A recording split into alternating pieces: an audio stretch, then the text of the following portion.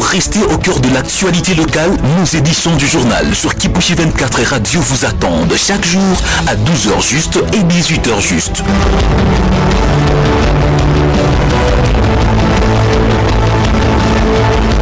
Kipushi 24 reste à votre service pour toutes sortes de partenariats ou contrats de collaboration. Kipushi 24 FM, la voix de la transparence, votre lien direct avec l'information.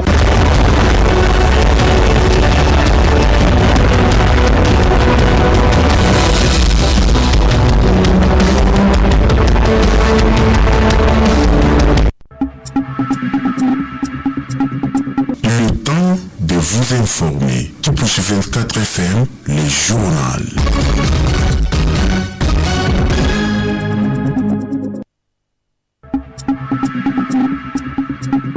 Le temps de vous informer. Kipushi 24, le journal.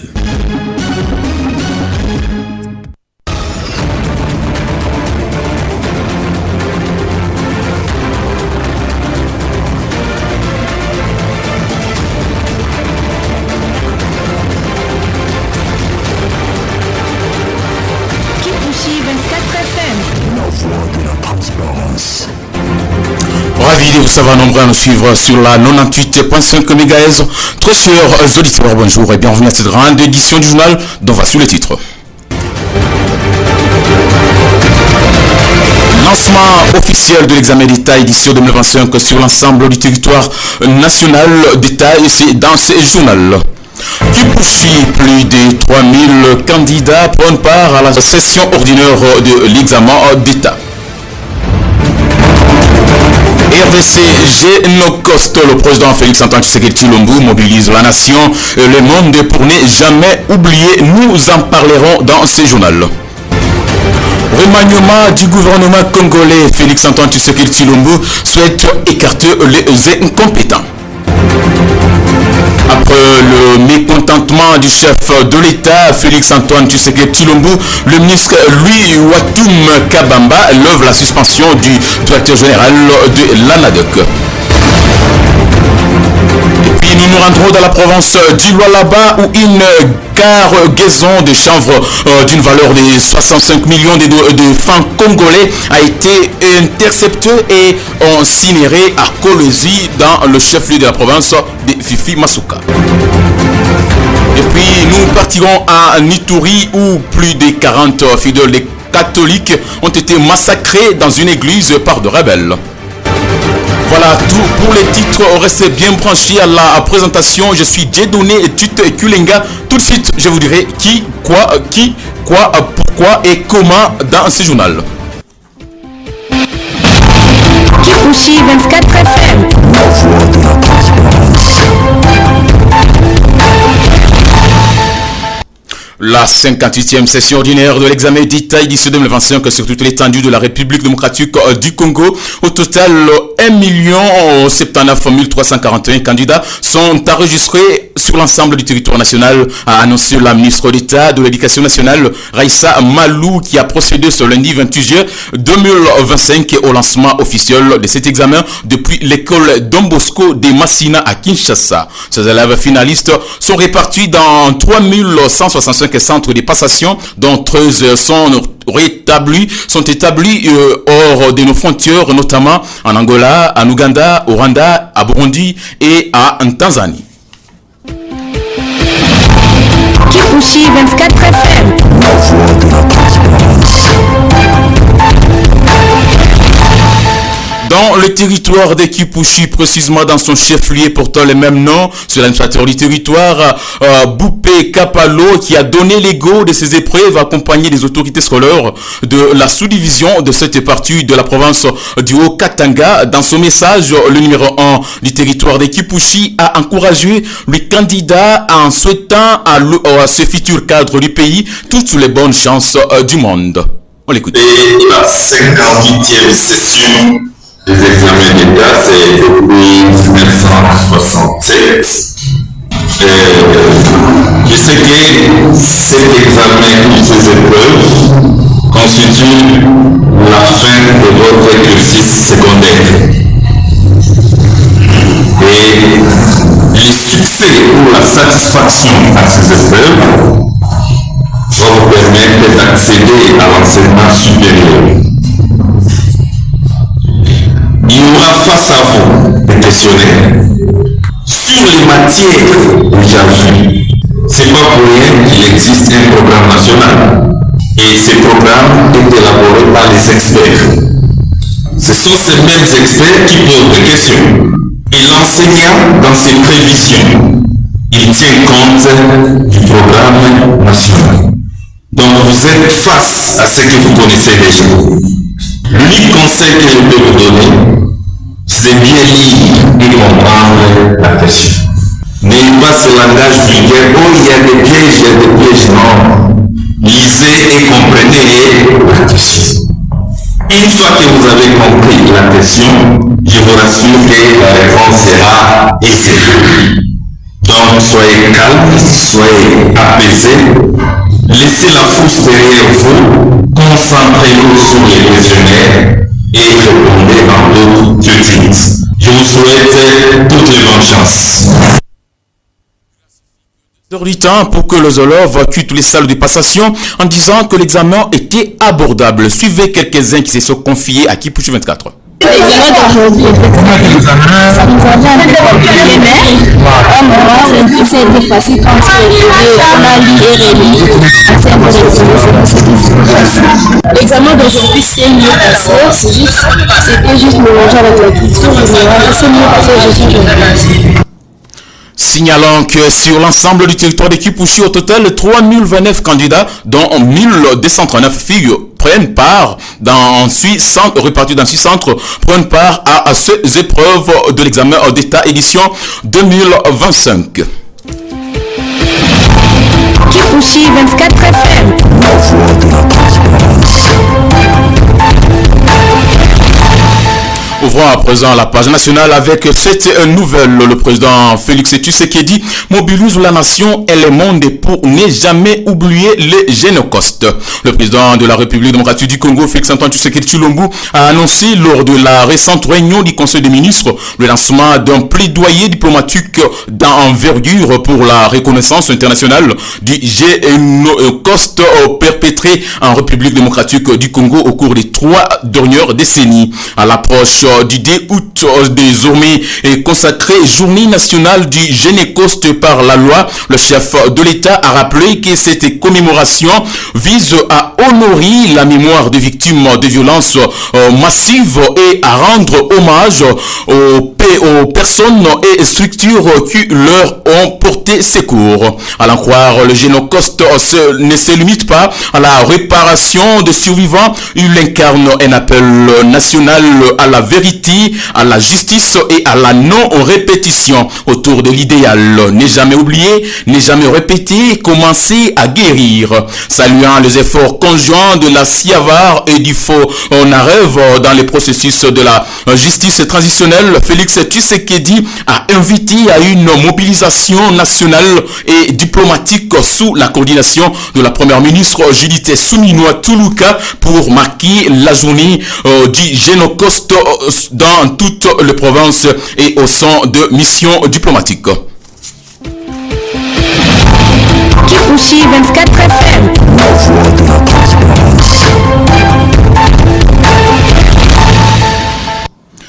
La paye des agents et fonctionnaires de l'État débutera le 30 juillet et se clôturera le 2 août. Dans un communiqué rendu public le samedi 26 juillet 2025, le cabinet du ministre des Finances a informé l'ensemble des agents et fonctionnaires de l'État que la direction de la paye service du ministre Dibidier a enfin transmis l'État liquidatif du 3e trimestre de l'exercice en cours au ministère des Finances le vendredi 25 juillet dernier pour ordonnancement et paiement, soit une transmission avec un retard de 2 semaines par rapport au calendrier de la paye. Selon ces communiqués, ce retard est dû aux nouvelles mises à jour. Les cabinets du ministre des Finances rassurent tous les agents et fonctionnaires de l'État que les instructions claires ont été données au service du ministère des Finances afin que dès ce mardi 29 juillet, les banques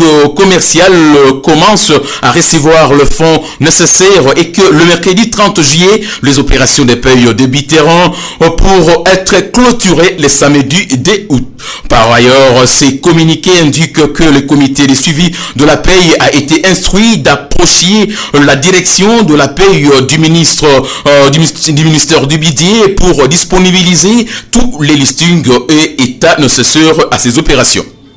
Le directeur général de l'Agence nationale de développement de l'entrepreneuriat congolais, ANADEC, Godefroy Kizaba, a été rétabli dans ses fonctions après plusieurs mois de suspension par Louis Kabamba, ministre de l'Industrie et du Développement de PEM en République démocratique du Congo. Le service de communication du ministère de l'Industrie et du Développement de PEM qui l'a confirmé sur cette CD, c'est lundi 28 juillet 2025.